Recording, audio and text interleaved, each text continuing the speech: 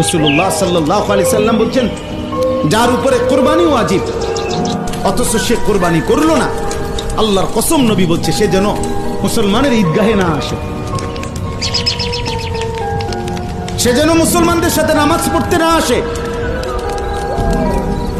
নিষেধ করছে, ফালা ইয়াকরাবান্না মুসাল্লানা। কুরবানির সামনে আছে, এই 10 দিনের মধ্যে আমরা পশু কিনবো।